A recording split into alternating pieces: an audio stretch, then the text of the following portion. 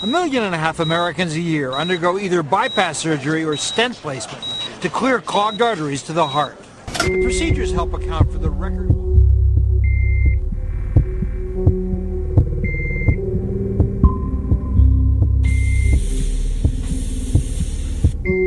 In 1980, 15% of American adults were obese. Today, that number has doubled to 30%. There's a major recall of ground beef spreading today to 20 states. Despite all this money, a new analysis finds that the United States places last among industrialized nations in preventable deaths. Doctors say child obesity can lead to liver disease. Studies show that money worries can cause depression, addiction, and obesity. A new survey shows that for many Americans, healthcare debt is a major financial pain. After 5 days of food riots, Haiti's prime minister was ousted. They pass more greenhouse gas than the typical SUV. Because Americans love the mall. They love the mall. That's where they get to satisfy their two most prominent addictions at the same time: shopping and eating. The new data has convincing evidence that processed meats, including bacon and ham, can cause colorectal cancer. We may be going into the bust now, but can you forget all of those those successive quarters of growth? It was unparalleled in American history. For every GDP dollar of growth, they generated $5 to $6 in debt. The growth was completely illusory. Just because you have Americans that weigh 300 or 400 pounds waddling down the mall, stuffing themselves like ducks on a foie gras farm, you can't equate that to growth. That's disgusting.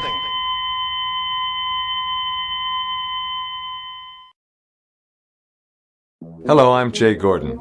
The news about our physical, financial, and environmental health is distressing. Worldwide, our weight, our debt, and our consumption are out of control. It's almost like a mad scientist has been engaged in some bizarre, twisted experiment to see how sick and fat he can actually get us. For all intents and purposes, the experiment has succeeded. We've been stuffed with lies about our economy. The economy is doing reasonably well. Just as we've been stuffed with lies about our food.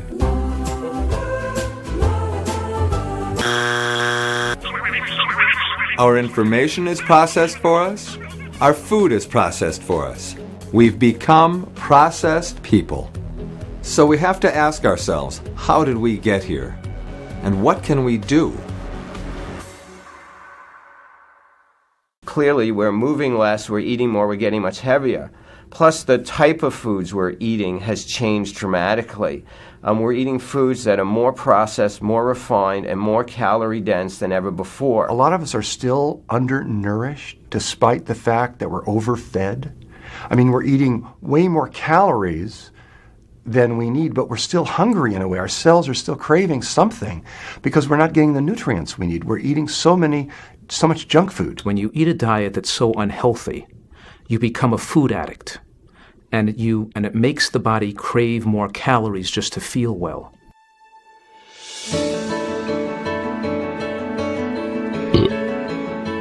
People are fat because they eat like kings and queens. They eat like aristocrats of old. I mean, look at the art and the written history of the past, and what you see is obese people with gout in their feet. When you eat a diet that is full of rich foods, what happens is the body adapts to those rich foods, and part of the adaptation is it puts on a tremendous amount of body fat. And it gets sick. It gets terribly burdened. Americans have become really fat because we're sold really bad food. When I was growing up, whenever we would go out for quote-unquote hamburgers, that was a rare event and it was a treat. And I know families now that this is how they feed their kids. It's like, okay, you're hungry, let's go to KFC. Tomorrow you go to McDonald's. There are billions of dollars spent each and every year influencing children and adults to eat greasy, salty food. Food that is dense in calories while being completely not dense in nutrients. So the Kaiser Foundation did a study recently over a few months on advertising, TV advertising to kids. And they analyzed 8,800 television ads. And out of those, the majority of them were for high fat, high salt, high sugar, high calorie foods for children. Of those 8,800 ads, guess how many were for fresh fruits and vegetables? Zero. It takes between 3,400 and 4,000 calories to fill the stomach one time with chicken, cheese, and oil. It takes 200 calories to fill the stomach with vegetables. So as long as we continue to eat refined and processed foods and lots of animal foods, we're going to continue to have weight problems in this country. I talk about this concept of toxic hunger, that when you don't meet your micronutrient needs, you feel very poorly when you stop eating for a few hours and your body stops digesting food. And you could feel shaky, weak, lightheaded, mentally confused. Overall, you feel ill, and you feel better if you eat food again. You know, we're in the information age, and the amount of information available to us is just incredible. Not only can you get access to good information, you also have ready access to bad information. And most people do not know how to filter the information between what is good and what is bad. We've turned over school lunch programs to fast food restaurants or private groups who are the lowest bidder, and they just come in with all kinds of junk and garbage. The idea of offering chicken nuggets and pizza in the cafeteria may be appealing to a 9-year-old, but it's certainly not the diet that they should be living on. We have a Department of Agriculture that subsidizes products like high fructose corn syrup, products like oils and fats that aren't good for us. And factors that of how food affect the human body and to create addictive drives and cravings. When you add corn syrup, when you add MSG, when you add a higher percentage of sugar, when you remove the fiber, when you remove the volume, when you don't have phytochemicals in your diet, a lot of these things play a role and interact. So the answer is very complicated. And then we've cut out the PE classes because that was felt to be expendable and too expensive. And so then the kids don't even have a way to burn it up. And as a result, they're gaining weight. I think Americans really haven't been challenged to think about what they eat. I don't even think they even think about it.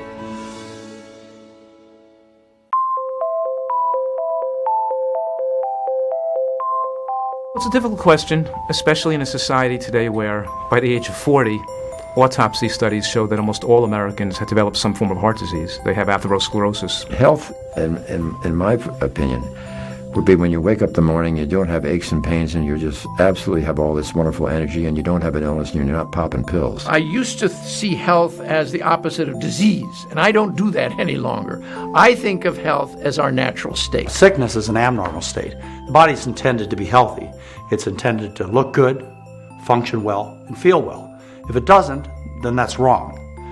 Even though in our society, wrong seems to be normal because so many people are wrong. They're sick, they're fat. I really do believe that if we were not interfered with, if our bodies were not poisoned with toxic substance, and that's food and the environment, if we lived in a pure environment, we would be healthy. Health is not just the absence of illness.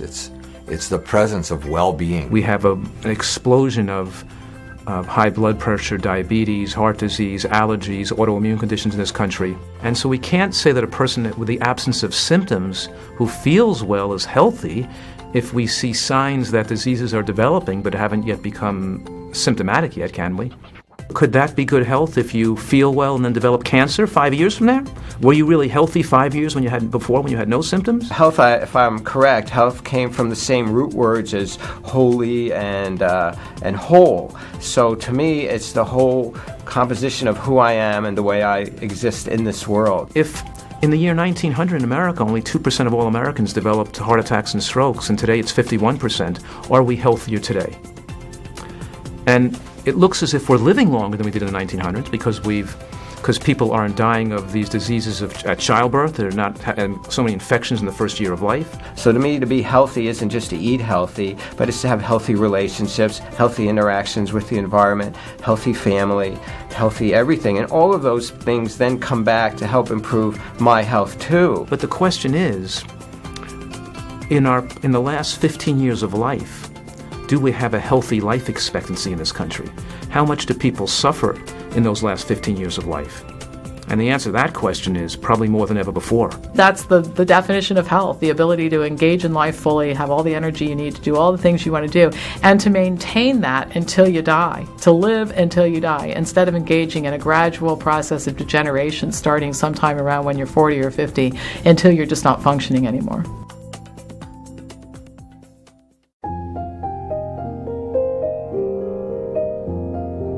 I think our approach to healthcare is really to teach people to deal with illness rather than teaching people to prize health. I think we have a disease care system. I think it's phenomenally expensive. I think that we've failed our population, that healthcare should be teaching people how they can take control in their own lives to protect themselves against diseases and not trying to offer them a pill mentality to solve the problem. True prevention is not part of the healthcare system because the healthcare system, like any other system, is a money-making system. The U.S. healthcare system is a system based on profit. Drugs and surgery, a pill for every ill mentality. If its intention was to really make people healthy, then it would be a very unprofitable system. As it is now, you got the commodity, which is sick, fat people, which everybody's getting fat off of, so to speak, economically. There is a tremendous amount of money being spent right now to find the cure for diabetes, and much, much, much less money being spent to figure out how to prevent type 2 diabetes and even how to prevent the triggers to type 1 diabetes. So what's called prevention now is really primary intervention. So, we wait till we diagnose you with something and then we have all these, procedures we could do to try and lower your risk. The money comes into doctors' offices based on how much we treat, how much medication we prescribe, how many procedures we do, how much surgery we do. I've had many doctors tell me, look, between you and me, the reason I'm making $1 million a year is because I do a lot of procedures. The doctors are getting rich, the drug companies are getting rich, the hospitals are getting rich, the insurance companies are getting rich off of all this sickness. After all, the bigger the business, the more money these insurance companies make. And so all the financial incentive is towards sickness. There's no economic incentive to teach people how to eat well, how to exercise more, how to get enough sleep to stay healthy. The financial incentive is in treating illnesses. We've given millions of dollars to the American Cancer Society. Most of that money has gone to the drug research and drug companies finding us to have a solution. We have a pill solution for everything. It's like people think life is a fairy tale. We're going to find a magic wand and say you can be healthy. They don't realize that you have to earn good health. The medical profession right now is doing what?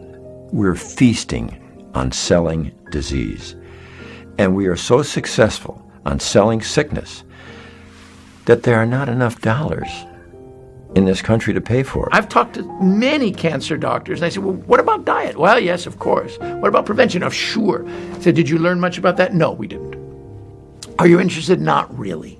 Because it's not high tech, there's no money involved, and there's nothing involved in telling people, go and eat more fruits and vegetables. The degree to which profit and profit-seeking, profit motive has sucked the spirit out of healing and medicine and replaced it with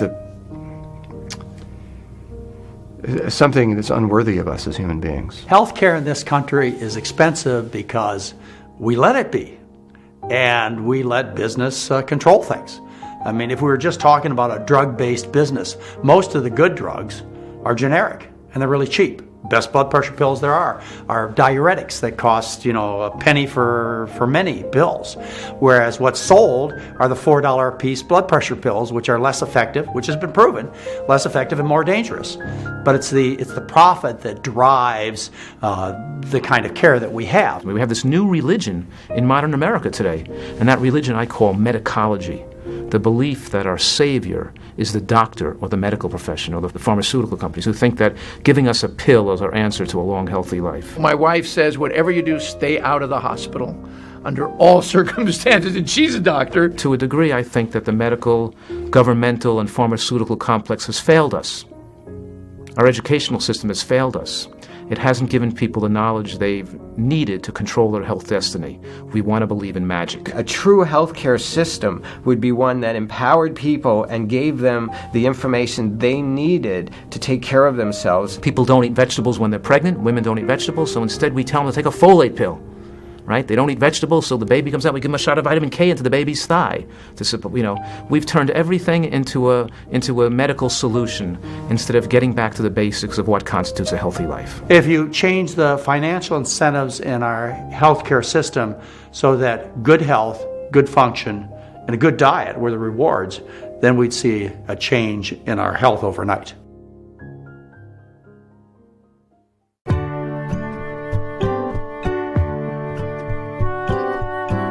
In America today, our diet is predominantly from processed foods, oils, sweets, and animal products.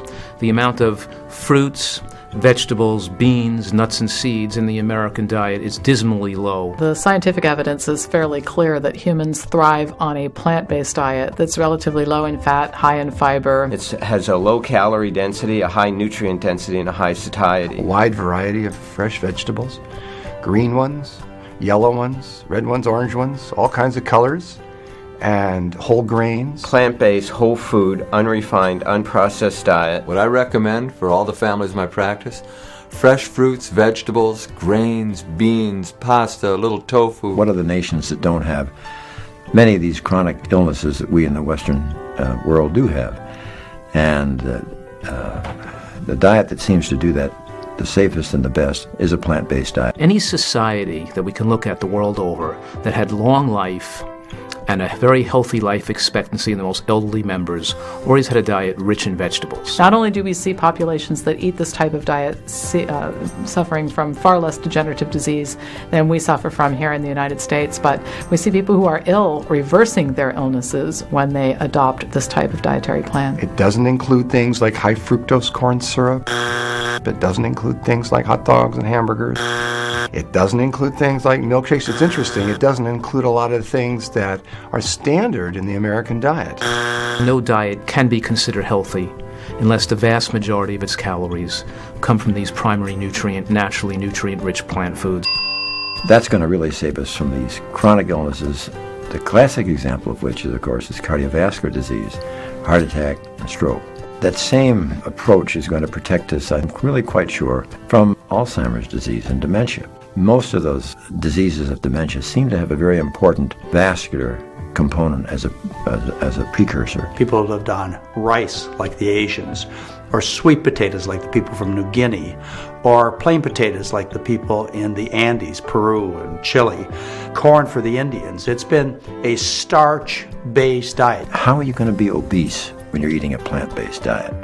How are you going to have diabetes or hypertension? Just a really elegant, simple diet, plant-based protein, a lot of fiber. And the great thing here is that we can control our health destiny. We don't have to be sick, and we don't have to have happen to us these tragedies that befall other Americans.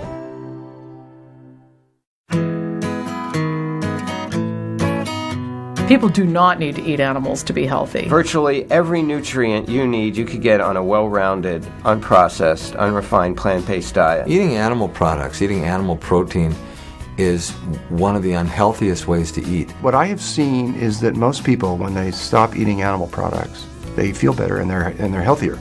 They lose the weight that they were carrying that wasn't necessary. Their joints get cooler and they feel better. Their range of motion increases physically. Their endurance increases. There's a direct connection between eating more beef and developing intestinal cancer. There's a direct connection between children drinking lots of whole cow's milk and becoming obese. We know this, we've studied it, we published it, and doctors still ignore it, and we teach our patients to ignore it. Without question, the best diet for us is a diet that is based either entirely or almost entirely on nothing but plant foods. I mean, you could be healthy on a diet that includes a small amount of animal products. Just because you cut animals out of your diet doesn't automatically mean the diet you're left with is healthy. You still have to learn how to eat healthy and consume low-calorie dense, high nutrient dense foods. You can't design a diet that can be healthy if it gets a majority of calories or too many calories from animal products, and you can't design a diet to be healthy if you get too many calories from processed foods like sugar and white flour either. People not only do not need animal products to be healthy, if they consume them in significant amounts, they'll be sick, just like Westerners are. They're sick and fat.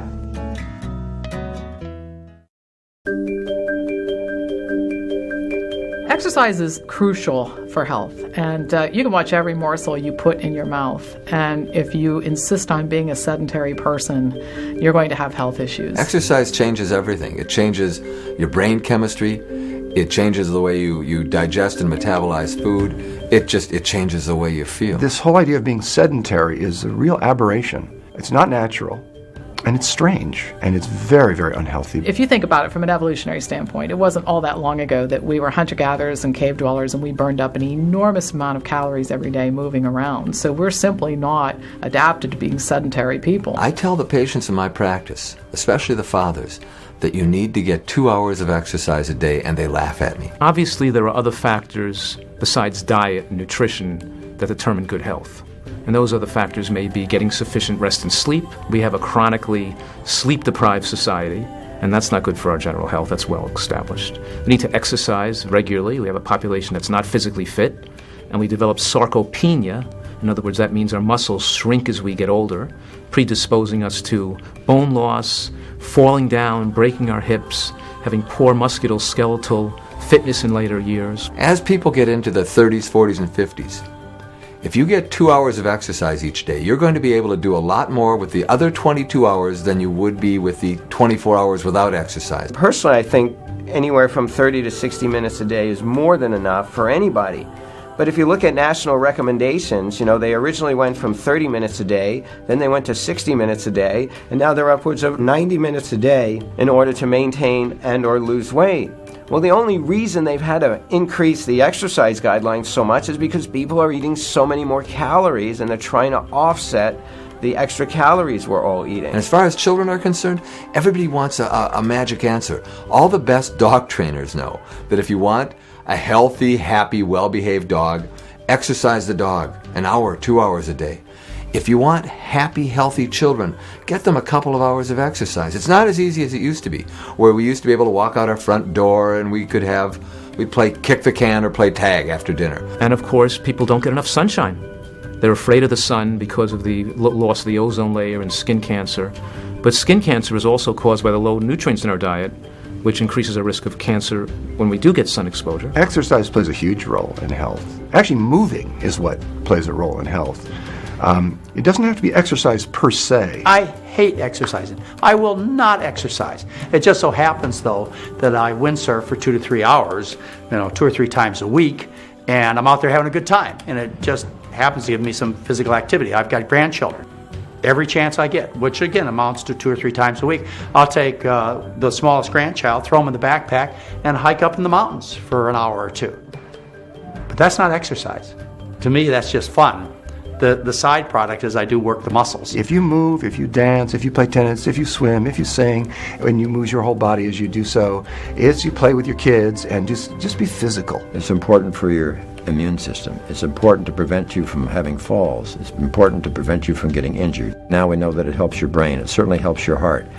Almost all the systems of the body are helped by exercise. And of course, the biggest objection people give me is they don't have the time. But you either spend the time to engage in activities that prevent illness, or you spend the time engaging in activities that treat illness resulting from not spending the time to stay healthy. So I don't have a lot of patience with that particular objection. I try to swim at least a mile every day. People are naturally designed to have, throughout human history, moved that body around. It's just in our society where they're so sick from the wrong food, they don't feel like moving.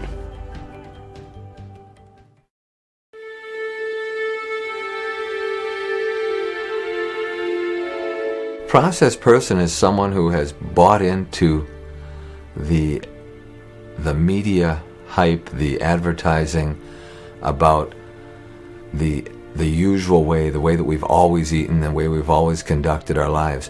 We're just processed right straight through the system. It starts at birth when they steal away breast milk and they replace it with processed infant formula. It continues when they tell our mothers that it's too dangerous to make our baby food. We have to buy the processed baby food. It continues when your child hits 10, 12, 15 months of age, when we actually are convinced that it's okay to give our kid French fries, that it's okay to get processed fruits and vegetables instead of fresh fruits and vegetables. We are processed through this system from birth all the way through the first years of life, and then we're taught to eat things that are not really food, where they've put together little pieces of food and turned it into a processed meal. And we get processed through this system all throughout our lives, and we have to break out of it.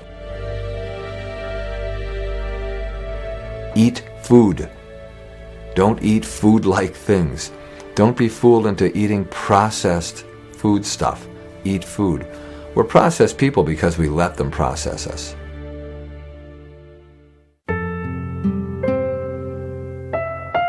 I see about 100 patients a week, so several thousand a year, who come in with all kinds of health problems. And the irony is many of these are many of the best educated, wealthiest people in America, and yet they still have all of the same health problems that everybody else does. Heart disease, diabetes, metabolic syndrome, obesity, and cancers. So the blessing is that I get to see on a daily basis what happens to these people when they implement these changes in a controlled environment. And on average, I see somewhere around 50 to 75% of them just throw away their medications with no longer the need for them, and sometimes as little as 2 to 3 weeks. I see cholesterol levels drop from 300 to 150. I see type 1 diabetics who take 110 units of insulin drop down to 10 or 12 units. I see type 2 diabetics get off. Well, I had a young lady come to me about a year and a half ago with early stage MS who had started taking pharmaceutical drugs on the recommendation of her doctor, was very concerned about her health and the rapid degeneration that she was experiencing, and adopted this program of dietary excellence that we recommend with a few modifications, and is drug-free, symptom-free, and of course, gave her life back. And I tell you, this isn't me. This is the diet. This is the power of the diet. Now, when I was traditionally practicing medicine, I was just loading them up with drugs. They stayed fat and sick, and all they did was carry around a bag full of drugs. And that's it. You look around at your friends and relatives who go to the doctor faithfully every month, and what you see is fat, sick people carrying around a bag full of drugs. In my practice, it's entirely different. What happens is people change their diet, they get some exercise, they clean up some bad habits, and what happens is their physical appearance, their activity, everything about them changes for the positive. And I get a good feeling about that because I've made a positive difference in their life. A person who's told they need angioplasty or bypass surgery, reverse their condition, clean out their vessels, have a robust and healthy life without free of any medications at all in subsequent years, and having hundreds of people with diabetes no longer require medications, and of course, and getting rid of their diabetes, not just control it, and seeing people with blood pressure be able to throw their medications away.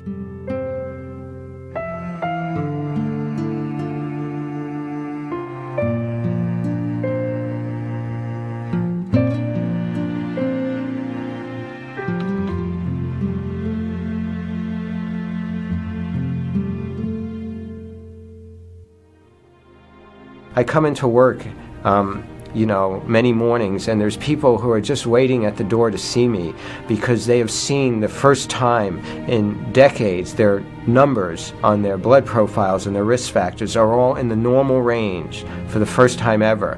And they've gone the healthcare route. They've had operations, they've had stents, they've had bypasses, they've taken multiple medications. Many of the patients are on half a dozen to a dozen medications. And then sometimes, just within several weeks of working with them, I come in and, there aren't words to really describe it, but when you see the joy in somebody's face because for the first time they're really seeing the power, and they think like a miracle has happened or I've done something magic to them, and I just tell them that no, the miracle's in them, that they are the miracle. All I've done is help them sort through the information and see which is what really worked for them. So you get people with terrible heart disease, chest pain, they can't walk across the room. Change their diet, chest pain goes away. You take people with a terrible inflammatory arthritis like rheumatoid arthritis or lupus, and you change their diet. And what was once a completely incapacitating, potentially very fatal disease becomes history, and they become fully functional. And sometimes people laugh at me when I say this, that they'll always get better. And I've had doctors challenge me with this in medical meetings. So you can't say they'll always get better from following the same kind of diet. And you know what I ask them? I say, how many patients have you asked to quit smoking who haven't gotten better? Raise your hand. Tell me about one. Never a response. How many drunks have you taken off the booze who haven't gotten better? Well, no one has an experience other than they always get better. Same thing with the food. You change it from grease to starch, and people always get better because you change it from wrong to right. It always works. It's that profound.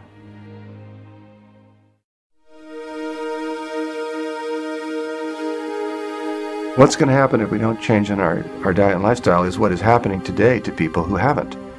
They get sicker and sicker and heavier and heavier. We are the most obese nation in history. And obesity, as everybody knows, is not just an aesthetic thing. There are little blips. They report that there's less of a certain type of cancer this year than there was last year, or less heart disease this year. But overall, the trend is absolutely terrible. Diabetes is the next epidemic, and it's in children. And that's what really worries me. And it's so clear now to everybody that it's directly related to diet. We know what happens to an adult when they turn 50 or 60 and they get type 2 diabetes or heart disease. We know the tremendous impact they have and the costs, not only to our nation, but also to them. We get paid more for heroic things. We get paid for doing heart transplants, for trying out brand new chemotherapeutic agents. We get paid for diagnosing infections and treating with new antibiotics. We don't get paid for prevention.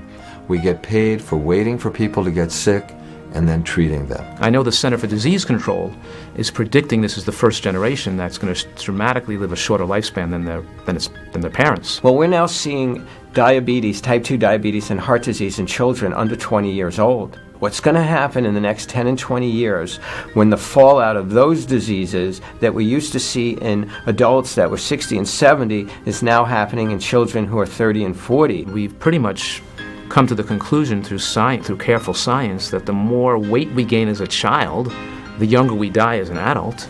So we do have some pretty dramatic possibilities that may occur in future years if Americans don't make these changes. The cost of health care in America has risen, again, year by year by year, and it will keep going up if we insist on paying doctors who want to be heroes rather than being teachers. This country will not be able to afford the kinds of drugs and procedures that will be necessary for the carnage that the Western diet inflicts. We won't be able to afford it. It'll just be that simple. And then there may be a very awkward period where only certain segments of the society can afford care. I hope that won't occur. What may not be so clear is that our diet is directly related to a lot of other things that are very hard to get rid of in America. And that, what I was talking about earlier in the bottom line and people wanting to make large amounts of money, people are also willing to make large amounts of money making you sick. If they know that they're making a product that is not healthy, but people are buying it in huge amounts and it tastes good and it's cheap and they sell hundreds of millions of them, it's going to be a big struggle to tell them, look, you are doing something immoral. On the other hand, I think the fact that things have gone downhill, that diabetes and obesity has skyrocketed with no end in sight, and that healthcare costs have gone up 500% in the last 5 years, and that with no end in sight, and putting corporations under tremendous economic stress, making jobs go overseas, and corporations going bankrupt, and I think that's a motivating factor where people are now opening up their eyes and looking at things and looking at the possibility of change. And for me, I see it as an opportunity. There is no way that this planet can support a meat-eating species as large as human beings in the numbers that we now exist. And if the rest of the world continues to try and emulate our lifestyle, we're just going to destroy our planet. Never before did I see in the newspaper a discussion about if the subsidies given to the meat and dairy industries is something we should be continuing doing while there's no subsidies given to fruit and vegetables. That question has never even been looked at in the conventional newspapers. And again, this availability of information. You know, somebody goes to the doctor, they're diagnosed with arthritis, the doctor says take this COX-2 inhibitor, they get on the internet, they look up, what's going on with this drug, they find out about side effects and go, I'm not going to do this, I'm going to look for some other option, and they go actively seeking it. So I think the more of this kind of thing we see going on, the more we're going to see people looking to diet and lifestyle. It is going to spread. We don't have to have the rampant obesity we see in our culture. We don't have to have the epidemics of diabetes that is increasing in our culture. We could have a much leaner, stronger, more fit, more clear thinking, more capable of critical thinking population. I've been recently working with the Bank of Hawaii, where now they're courting unions, IPA Association of 750 physicians who are trying to utilize nutritional protocols to improve the health of their patients, to reduce healthcare costs as a public policy of a doctor policy in all of Hawaii. These things are now being considered and being discussed, would never have been looked at if we hadn't seen obesity rates and diabetes rates and things coming to a certain point of crisis. When I was a child, cigarette smoking was the norm. And it was acceptable behavior, and even doctors smoked. And then people understood the real impact of cigarette smoking on health. Things have changed. I remember a 2-martini lunch was something to brag about, but not these days. It's embarrassing to be a drunk in public. So, things could change if we got the awareness out there that being fat and sick and consuming all this rich food is a disgrace. It's a disgrace on you. It's a disgrace on your family. It's a disgrace on society. And if we could bring it to that level of understanding, I think we could change. I really do. I think people are smart enough and they care enough about themselves that if they had the information, if they had the truth, they would act on it. It's commonly said today that the earth is dying. Someone once said that's not true. There are people killing it. And those people have names and they have addresses. They're actual people. There's a lot of us participating in that killing unknowingly or unconsciously, by not making responsible choices. And there are a lot of us wanting to make responsible choices, wanting to make healthy choices, healthy for us and for the earth. And I gain great joy from being part of that collective power. John is what doctors call a super obese toddler, part of a new epidemic. Children as young as 2 and 3 who are extremely overweight. The rise of obesity amongst young Americans is one of the most alarming statistics that there is. We should have physical fitness programs and nutrition programs in schools. Every parent should know what's going on. And Councilwoman Perry went on to tell us that in some places in her district, it's easier to get a handgun than it is to get some of these fruits and vegetables that she's talking about. 2 of the top-selling prescription drugs in the world may not work. We are going to make sure that we manage chronic illnesses like diabetes and heart disease that cost a huge amount but could be prevented. This idea that fat cells in the body somehow release these hormones which serve as a fuel for cancers. After 9 years of follow-up, they found that those who ate a diet heavy in refined grains, processed meats, fried foods, and sweetened or diet soda had a dramatically increased risk of metabolic syndrome, which is a group of risk factors that can lead to cardiovascular disease and diabetes.